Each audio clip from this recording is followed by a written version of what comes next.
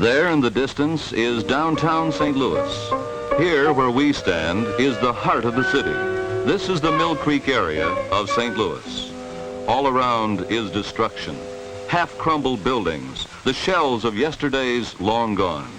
Time was when the Mill Creek was the backbone and the sinew of the growing St. Louis. Here lived the artisans and craftsmen of the late 19th century. Here lived the men and women who created the St. Louis of today. Now, there is nothing. There is nothing because St. Louis had to take that vital step forward. Mill Creek had turned from a solid middle-class area into a vast slum. A slum that kept creeping out into the city. Slums breed, among other things, crime, juvenile delinquency, disease, and an eroding tax base. In 1958, there were nearly 18,000 people living in the 460-acre Mill Creek area. The crime rate was among the city's highest, the health standards among the lowest. The area was filled with illegally converted multifamily structures and migratory workers. Mill Creek was an open wound. Mill Creek had to be razed to the ground in an operation of radical surgery. Long marked for urban renewal, in 1958, Mill Creek kept its date with the wrecking crane and the bulldozer. Mill Creek began tumbling to the ground. The old began to make way for the new. It was another step toward the future as the city fights back. The metamorphosis of the Mill Creek area is only part of the story, only one facet in the overall master plan for the St. Louis of tomorrow. Today, St. Louis is a city with a crisis on its hands. This is a mature city. There are those who would say it's a decaying city. St. Louis is faced with the multiple problems of a shrinking population, an eroding tax base, and the exodus of industries located within the city limits. Why has this happened? In the next 30 minutes, Expedition St. Louis will attempt to answer that question as well as discover what is being done to revitalize and rebuild the city of St. Louis. This is our city. Over 50% of St. Louis looks about like this, and unless something drastic is done, the entire city could resemble this as unkempt residential areas slowly slide downhill in a vicious circle. As the section slips gradually into blight, the higher income groups move out, leaving lower income families to take their places. The largest low-income group racially is the Negro. Generally unskilled because of economic pressures, the Negroes in 1950 numbered over 100,000 within the city limits, over 13% of the population.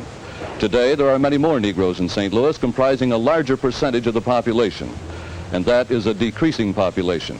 In 1950, St. Louis was the 8th city in the nation, with 816,048 people. Today, it has slipped to 10th place with only 754,134. So St. Louis has been getting older. The buildings have been crowded together, industry and commerce have moved into residential neighborhoods, and the people have moved out. And disturbingly, even the industries in some cases are moving out too. This is the St. Louis that some of us never see. Busy commuters who point themselves toward the expressway or across the bridge from their homes in the suburbs don't see this St. Louis. Just how bad is the problem? The Mayor's Commission on Finance says it in one word: critical. In 1953, more than half the city's housing units were marked as substandard, suitable for either redevelopment or rehabilitation. And what do we find in these homes that house the majority of St. Louis? Decay due to sheer age, splitting of large homes into multifamily dwellings, illegal apartments. This generally results in doubling up, which is financially beneficial to the owner, but extremely bad for neighboring property owners. Decay because owners do not make needed repairs. These are our slums. Some of us own them, some of us live in them, and some of us ignore them. They belong to us. Why? Because the city is not just the people who live in it. A city is the sum total of the people who use it, those who work in it, those who play in it. So we all have a share in this, a share in the poverty, the misery, and the shame.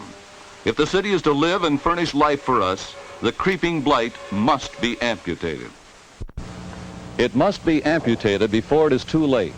In the last 5 years, the Kohl's statistics have recorded that the number of substandard housing units is leapt from 85,000 to 103,000 as age, lack of maintenance, and misuse are heaped on our houses. Like a man on a treadmill, St. Louis has been losing more adequate housing than it has been replacing during these years. The move of the lower income groups has brought with it poverty's constant companion, crime. Maintaining law and order in an ever-growing area taxes an already overextended police force. And what of tomorrow? What about the children growing up in these surroundings? What chance does this boy have? He could be the tow-headed kid from down your street, but he isn't. He calls the blighted area of Kosciuszko in St. Louis his home. He doesn't have much of anywhere to go. There are no nearby parks, baseball diamonds, or playgrounds. He's got to find his own.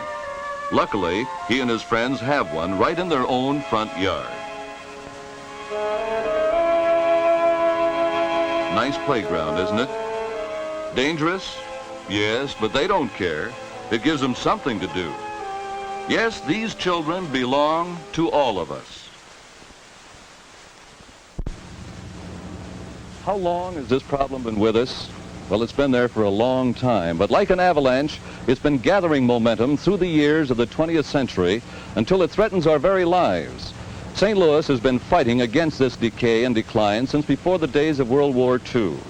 Certainly, the city has had agencies and committees concerned with urban renewal for many years, but the giant step forward came in 1953.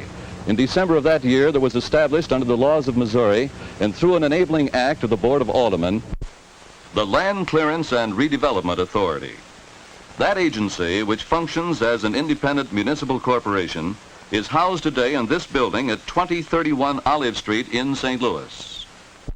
Director of the authority is Charles L. Farris, who had been deputy director of the program for the Housing and Home Finance Agency in Washington, D.C.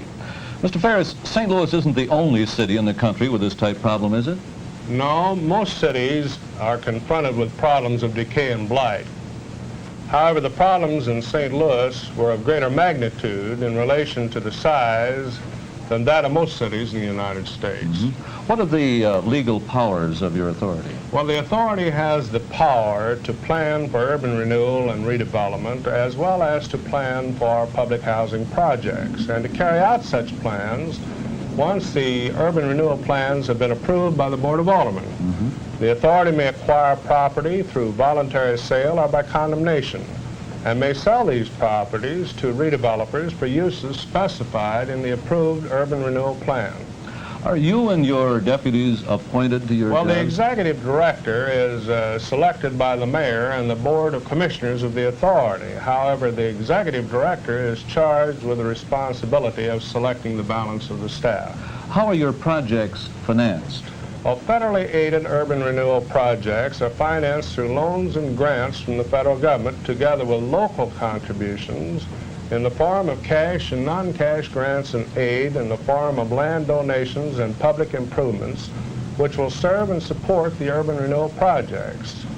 Now, over a period of years, it's been pretty generally proven that the amount of money which is put into these projects by the city more than is returned to the city on a basis of increased taxes which come to the city as an offset against their costs. Mm-hmm. Well, now, what kind of a staff do you have that plans and develops all of these projects? Well, the staff of the authority consists of lawyers, planners, architects, engineers, and other technicians, as well as particular reference to relocation specialists and to the clerical personnel that go to make up the organization.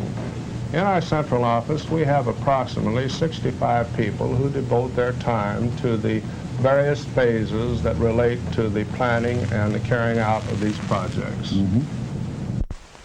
Here at the Land Clearance Authority, the men who are making the St. Louis of tomorrow plot out our futures.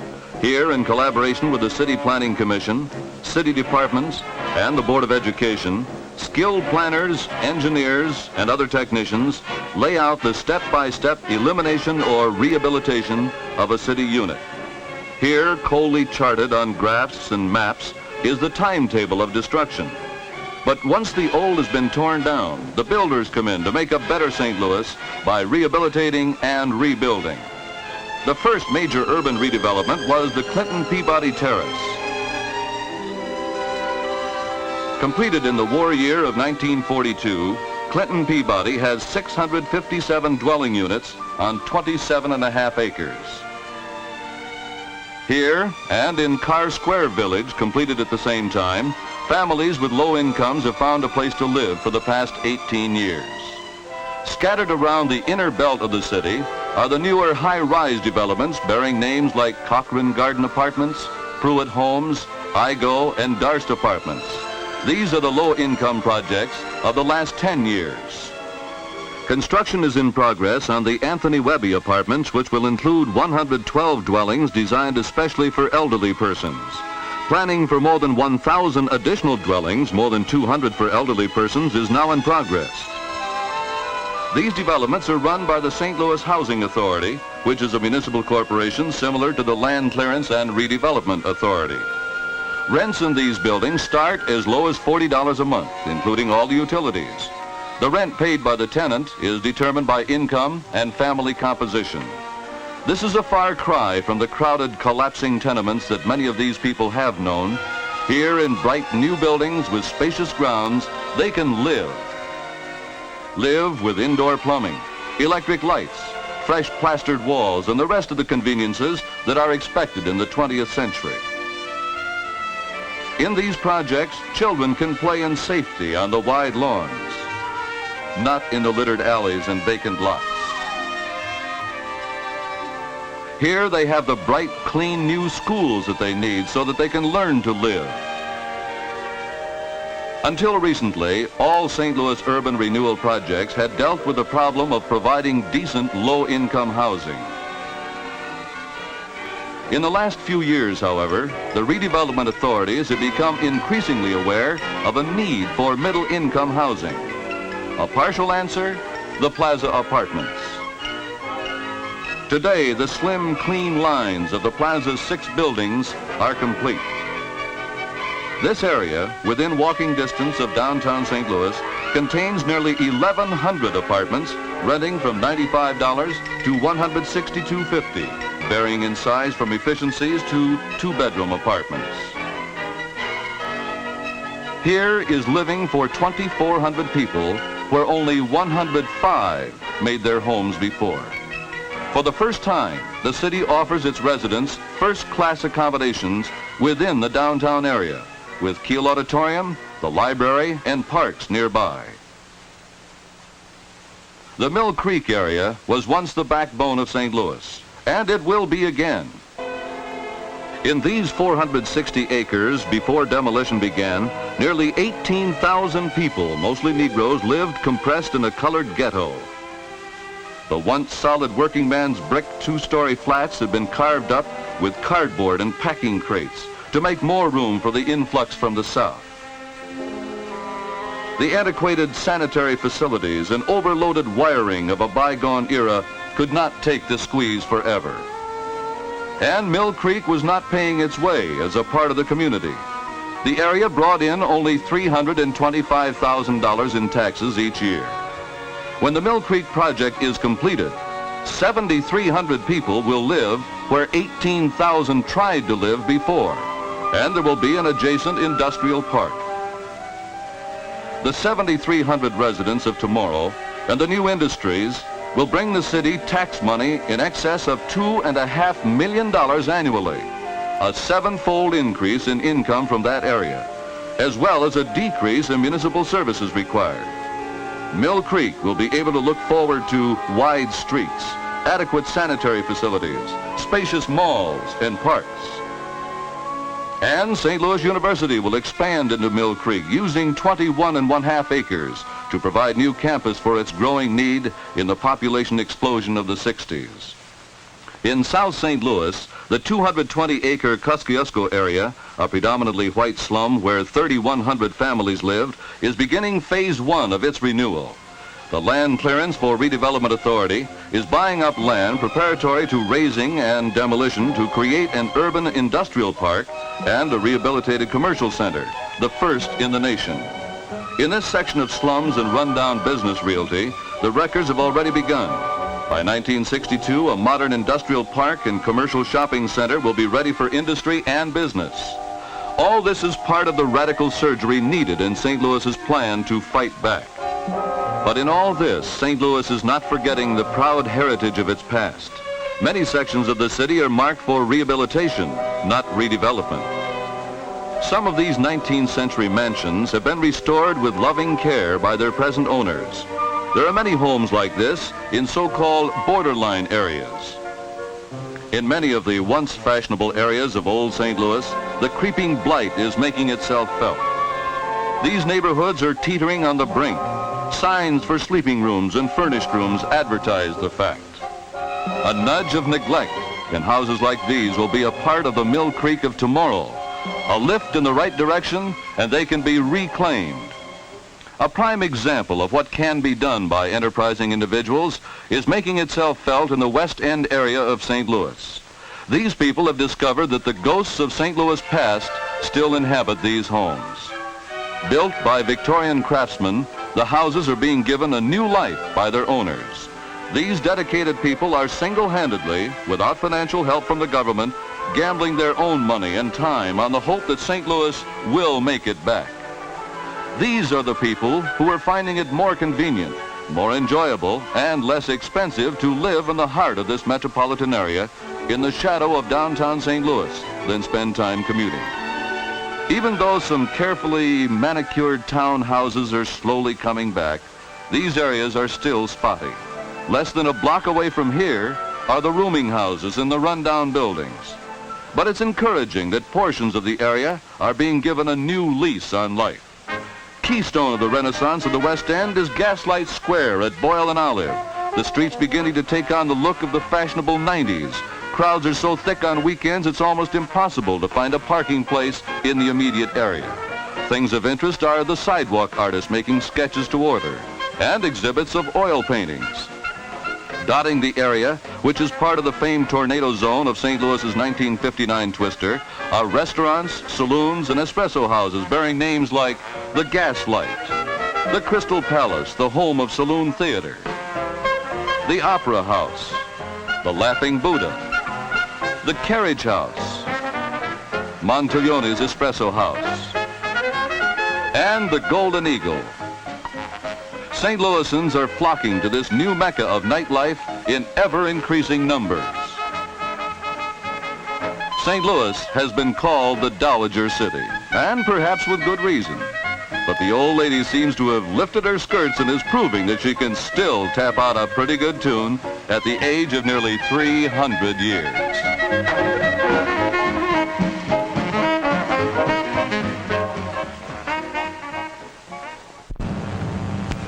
Here in the ruins of Mill Creek is the hope for tomorrow. Charles Farris, how much more is to be done? Well, as you know, the Plaza project is being occupied at the present time. It gross project cost of $5 million and will result in approximately $20 million being spent by the Redevelopment Corporation. We are proceeding rapidly with Mill Creek, where we have 80% of the land bought and 60% of the families relocated. We fully anticipate that there will be an expenditure of approximately $250 million in this area to bring back the kind of economic life which we, who are busily engaged in this program on a day-to-day basis, feel is important and beneficial to the community. Similarly, planning-wise, we are underway with the Tandy project of 920 acres, which will result in a great expenditure of funds of approximately $50 million. At the same time, in the Kosciuszko area, we are moving quite rapidly in terms of land acquisition, and we are now getting ready to start our original demolition contracts. We fully anticipate that here, as in Tandy, and similarly again as in terms of the Murphy DeSoto Carr area of 1,285 acres, that there will be a result which can only be beneficial to the economic wealth of the community. How long do you think it'll be before we can say that St. Louis is a new city? I would estimate that 15 years will definitely indicate the completion of all these projects, and that this is all that we have on the drawing boards at the present time. With me now is the mayor of the city of St. Louis, the Honorable Raymond R. Tucker, who has been the mayor, took office in 1953, I believe, Mr. Mayor. And since that time, you've seen some great things happen to our city of St. Louis.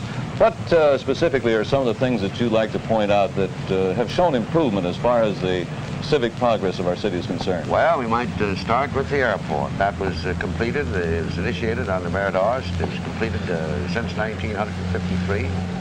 The Mark Twain Expressway is nearing completion, which was initiated after 1953. They're acquiring property on the Ozark. They're acquiring property on the Daniel Boone Expressway. In addition to that, we have acquired park property. We have widened streets. We have the Jefferson National Expansion Memorial going. The Civic Development Group downtown have conceived the idea of a stadium surrounded by office buildings, hotels, which is progressing very, very rapidly.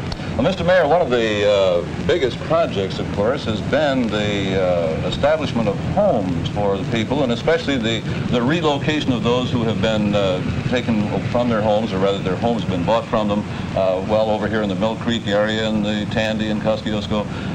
Isn't that really about the biggest project in the city of St. Louis? I would say that they've attacked the problem here from three different angles. One was the clearance of slums, which had total participation of federal money. Other was the urban renewal projects, which was partial federal, partial city, and then mostly private capital. And the third is the neighborhood rehabilitation program. Now we're sitting right here on the edge of, I would say, the first urban renewal project in the city of St. Louis. That is your Plaza Apartments, which I think are lovely and are, of course, going to be a great asset to the city. And then, of course, the big one is the Mill Creek Valley, 465 acres, which was one of the worst slums we've had in the city. And now, yesterday, if you recall, the industrial group purchased 100 acres. They're going ahead with that. The residential group has purchased property, and they're going ahead with that. So it looks like the Mill Creek area is underway and will rapidly, of course, be completed. Mr. Mayor, in your years in office here as the mayor of the city of St. Louis, you have been quite active in the national organization of mayors and have traveled extensively as a result of that. And I imagine that you've had an opportunity to view the progress made by other cities who have had problems similar to ours. How would you place St. Louis in connection with the progress? Now, this is not hometown pride. But I would place St. Louis, if not at the top, very close to the top. Because all these cities have done wonderful jobs in certain areas. But I don't think they have done the job in a comprehensive way that St. Louis has done. Well, then you feel that we are not only ahead of the pack, but we're going to continue ahead of the pack. We must continue. Otherwise, we'll slide back to where we were. And it is my sincere belief that if we ever get into the condition we were before, it's going to take a tremendous effort to start again. This project behind us here, the Plaza area, is probably the most concrete evidence that the citizens of the greater St. Louis area have as to what progress can be made and what is being made. Will other projects look similar to this? Oh, yes. Yes, I've seen the plans on the group that's going to be built out there near Grand Avenue, and they are as attractive as these are. Now, will this housing be appropriated in such a way that all families of all income levels will be able to occupy these projects? I wouldn't say of all income levels, no. If I recall correctly, the minimum rents over here around $95, yes, up to about $160, I think. And of course, that would not apply to all families. But there will be some lower income housing established in Mill Creek and so on. That's right. Well, we have, of course, in our public housing, we have low-income housing there. Thank you very much, Mr. Mayor. And there is still more in the St. Louis of tomorrow. Coming soon is the Stadium and Civic Center, conceived by Charles Farris, which will provide an entire new concept for downtown St. Louis.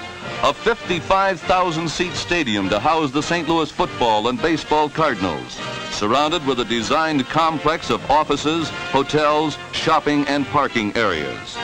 The ultimate disposition of the old post office building in downtown St. Louis will open up an entire city block in the heart of the shopping district.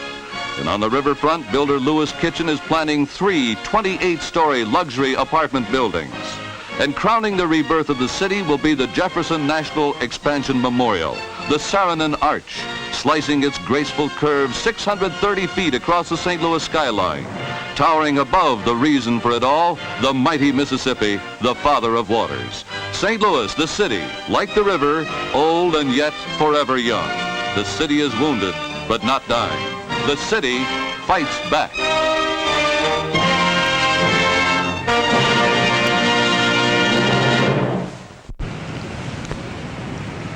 We've seen how St. Louis is fighting back, fighting as only a city can with its land and its people. We're trying to break the inertia of the past, rebuild and recreate before it is too late. The city needs you, and you need the city. If the city fails in this fight, the keystone is going to be pulled from the economic arch that holds this metropolitan area together. St. Louis has no choice. It has to fight for its life.